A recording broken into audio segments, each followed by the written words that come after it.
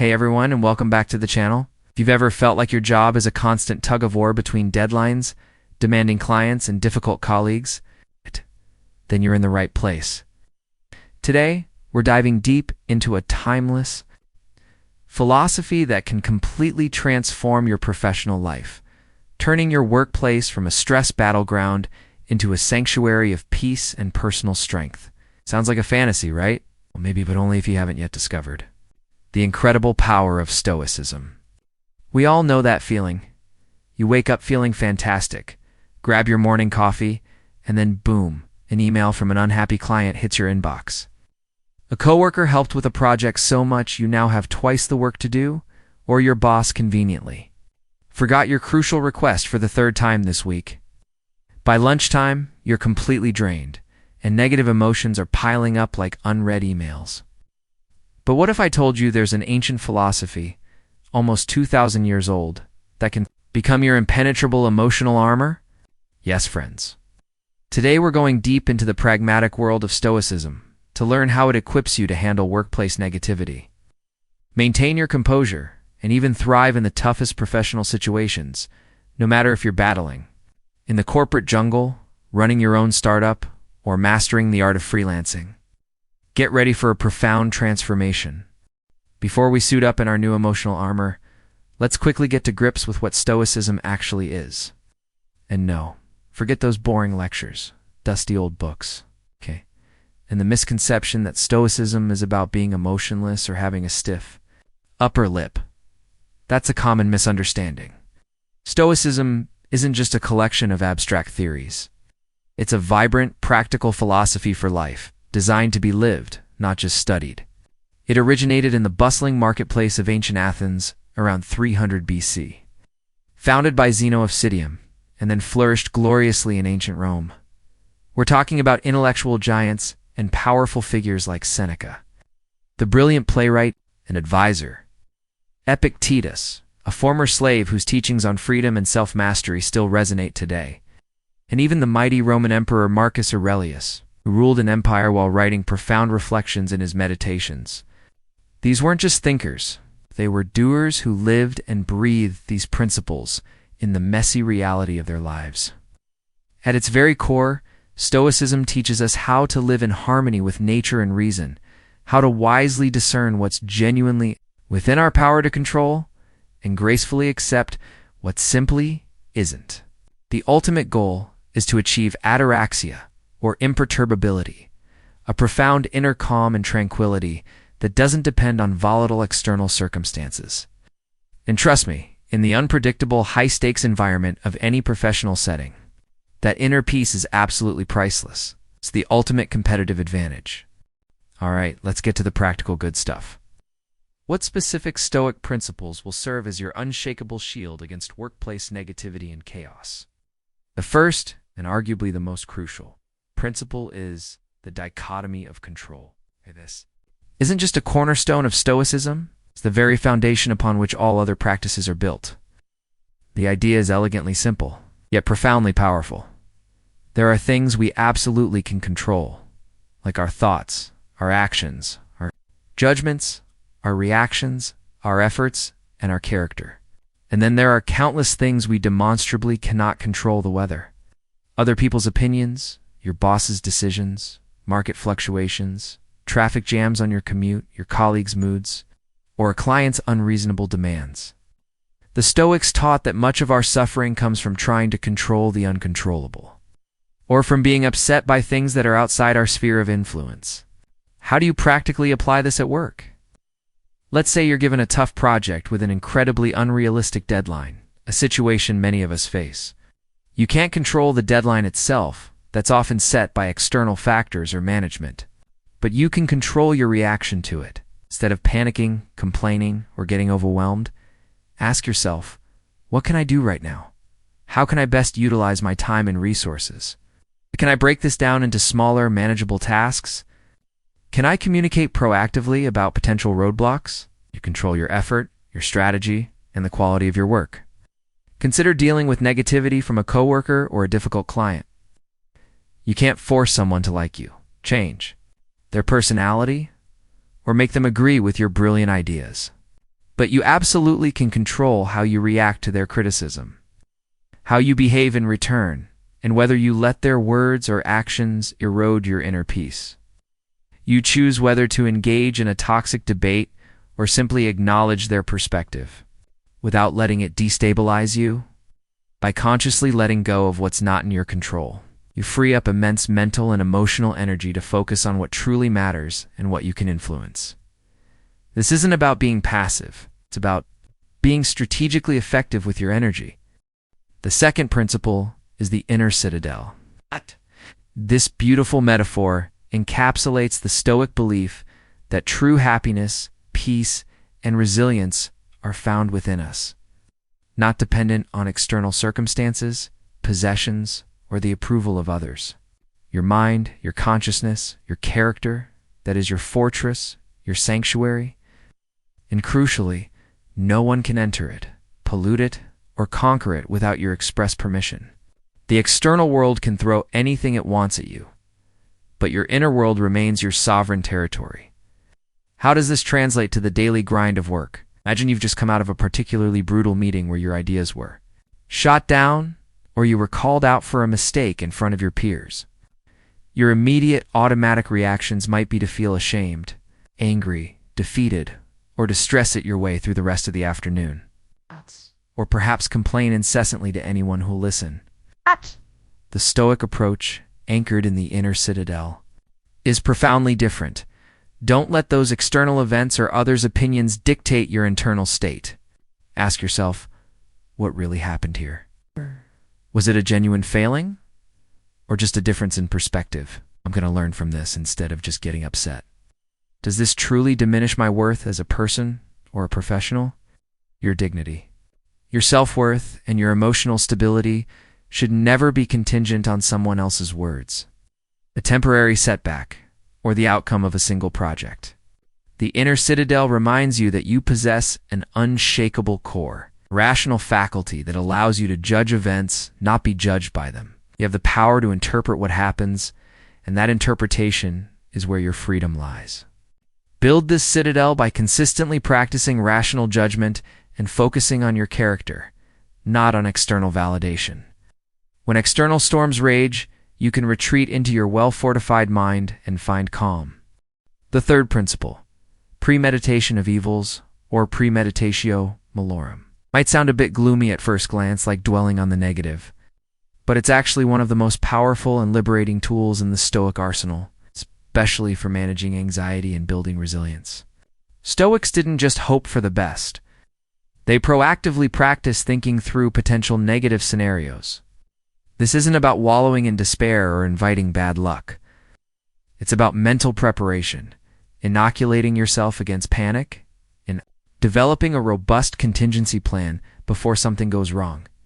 How do you apply this strategic foresight at work? Imagine you're about to deliver a crucial presentation to senior management or a key client. Instead of just visualizing success, though that's important too, take a moment to consider what could go wrong.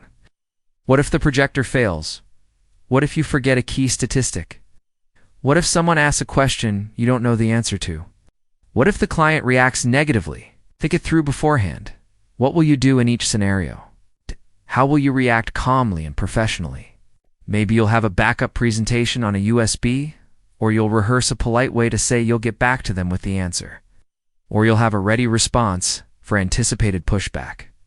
Similarly, if you're a freelancer relying on a big project, what if the client suddenly pulls out? If you're an entrepreneur, what if your product launch bombs? By mentally rehearsing these worst-case scenarios, you diminish their power to shock and paralyze you when or if they actually occur. When the worst happens, you're not caught off guard.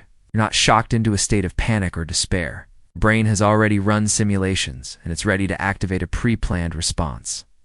This practice significantly reduces anxiety about the unknown, transforms uncertainty into preparedness, makes you incredibly more resilient to life's inevitable curveballs, both in your career and beyond. It's like a mental fire drill for your professional life. Now let's move to some more advanced, yet incredibly impactful, Stoic concepts that can redefine your approach to work.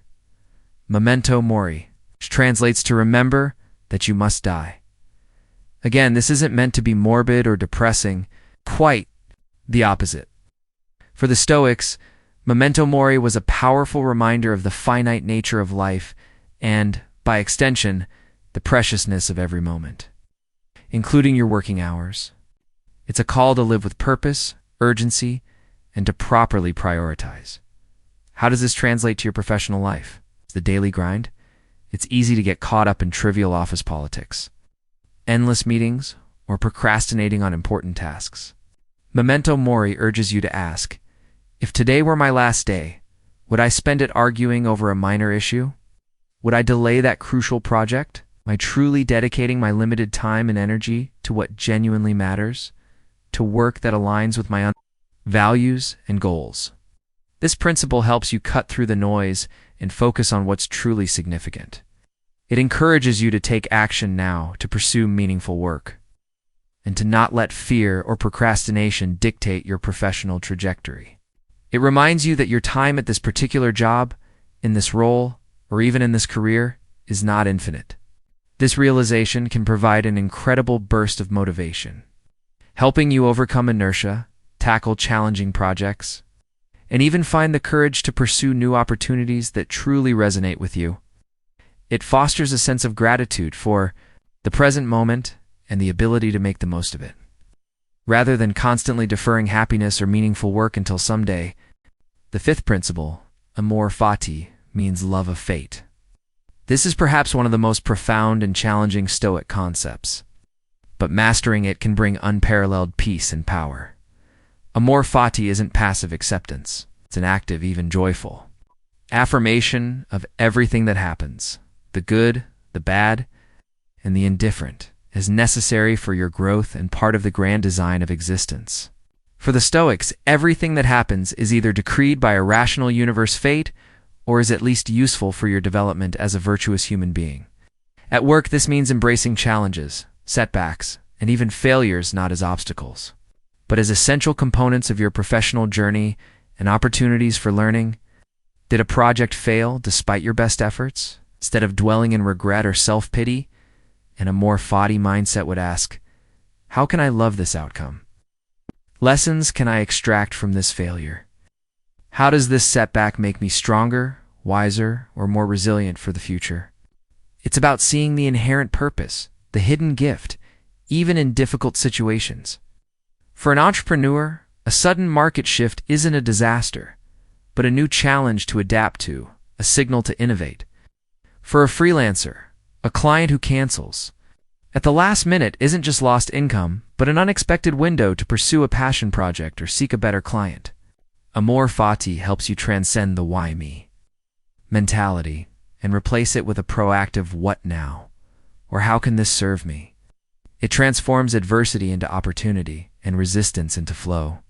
It's about developing an unbreakable spirit that doesn't just endure hardship, but actively embrace it as part of its own unfolding destiny. Next, we have virtue as the sole good. This is central to all Stoic thought. For the Stoics, true good doesn't lie in external things like wealth, fame, power, or even good health. These are indifferents, things that can be used for good, or ill, and which are largely outside our control. The only true good, the only thing worth striving for unequivocally, is virtue. This isn't about moralistic purity, but about cultivating excellence of character, particularly through 4 cardinal virtues. Wisdom, the ability to make sound judgments, to distinguish between good and evil, and to understand what is truly beneficial. Courage, not just physical bravery, but the courage to face difficult truths, to act morally even when it's unpopular, and to persist in the face of adversity. Justice, treating others fairly, acting with integrity, and contributing to the common good. Temperance or moderation, self-control, discipline, and avoiding excesses in all things. What does this apply at work?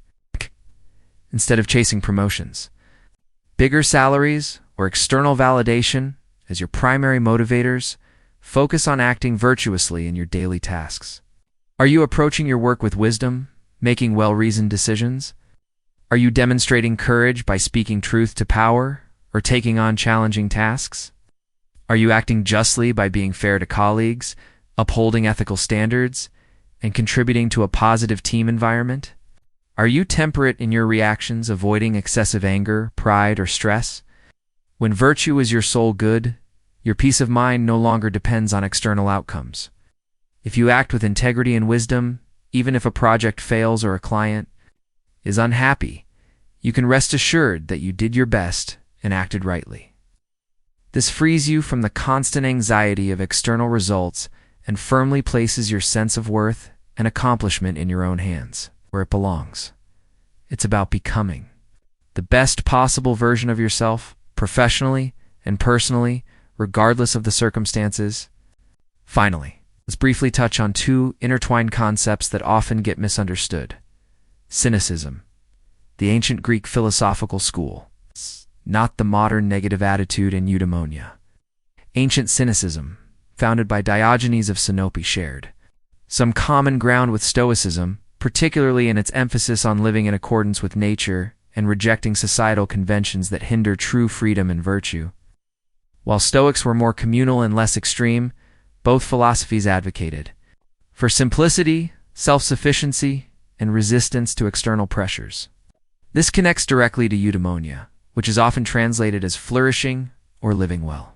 It's not about fleeting happiness or pleasure, but about achieving a state of deep fulfillment and living a life of purpose and excellence.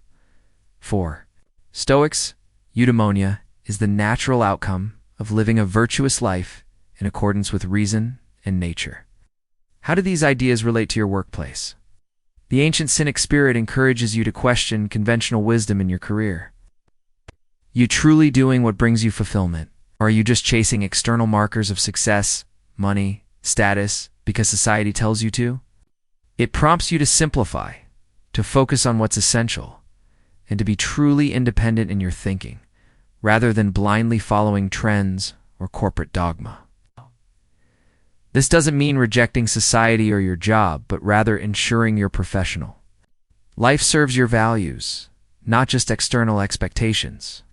Eudaimonia at work means striving for a career that allows you to express your virtues, use your skills meaningfully, and contribute to something larger than yourself.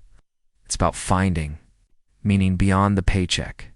This might involve choosing projects that challenge you, mentoring others, or even for some, deciding that a traditional career path isn't serving their flourishing and seeking an alternative.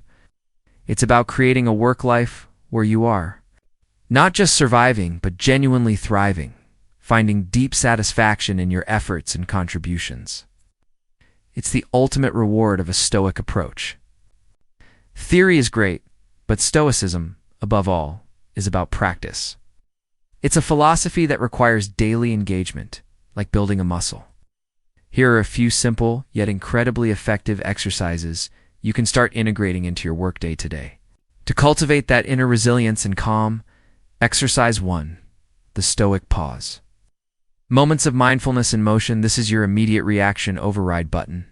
When you feel anger, frustration, overwhelm, resentment building up, whether it's because of a harsh email, an annoying colleague, or a sudden demanding task, just pause. Take a deep, conscious breath in, hold it for a moment, and slowly exhale. This brief physiological reset gives you a critical window. Then quickly ask yourself, what can I control in this exact situation? Is this truly my problem to solve, or is it someone else's responsibility? Emotion. How do I want to respond, rather than how my automatic emotions are dictating? Is this truly an obstacle, or an opportunity to practice patience, creativity, courtesy?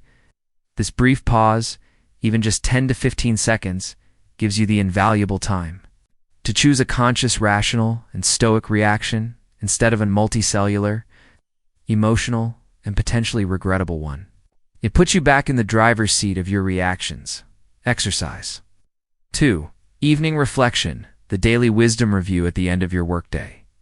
Before you transition into your personal time, or just before bed, dedicate 5 to 10 minutes to a quiet reflection.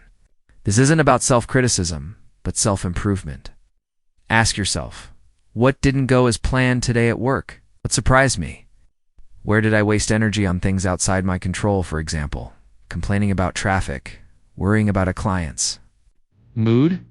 Where could I have reacted differently, more stoically, more virtuously? For example, instead of getting angry, I could have practiced patience. Instead of procrastinating, I could have embraced the task. What am I grateful for today? Despite the challenges or setbacks, this could be a small win, a kind word from a colleague, or simply the opportunity to work. This consistent evening review helps you learn from your reactions, identify patterns, and intentionally grow stronger, wiser, and more resilient every single day. It's your daily lesson in practical wisdom. Exercise 3. Negative visualization. Premeditatio Malorum in practice once a week, or before a particularly stressful event, for example, a major presentation, a difficult negotiation. Practice negative visualization. Instead of just thinking about what could go wrong, actively imagine it happening. What's the worst realistic outcome for this presentation? You stumble, forget your lines, the client walks out, then ask yourself, if this actually happened, would it truly be the end of my career? Would I survive? What would be my next step? By mentally confronting these feared scenarios, you realize that most catastrophes are survivable, and often not as bad as your anxious mind makes them out to be. This dulls the sting of potential setbacks and builds tremendous inner fortitude, allowing you to approach challenges with greater calm and confidence. Exercise 4. Journaling your dialogue with wisdom. Keep a small journal specifically for your Stoic reflections. This isn't a diary of events, but a record of your thoughts and reactions to those events. Write down situations that challenged you, how you reacted, and how you could have reacted more stoically. You can also use it to capture Stoic quotes that resonate with you, or simply to express gratitude. This practice solidifies your learning, helps you identify emotional triggers, and strengthens your rational faculty. Marcus Aurelius's Meditations is essentially his personal Stoic journal. Imagine the wisdom you can cultivate in your own. Friends, Stoicism isn't some magic pill that will instantly solve all your professional problems. Life and work will always present challenges. That's just the nature of things. But what Stoicism is an incredibly powerful, time-tested framework that gives you the profound freedom to react to those problems in a way you choose, not how your fleeting emotions or external circumstances dictate. It's about taking back control of your inner world, cultivating a mindset that sees obstacles as opportunities, and building a character that is unshakable regardless of what comes your way. Your emotional armor is waiting for you to put it on, so start small. Pick just one principle, like the dichotomy of control, or one exercise, like the Stoic pause, and commit to practicing it every single day this week. You'll be amazed at how quickly your resilience to workplace negativity grows, how your stress levels naturally decrease, and how much more effective and peaceful you become in your professional life. This isn't just about surviving your job. It's about truly thriving and finding meaning in your contributions.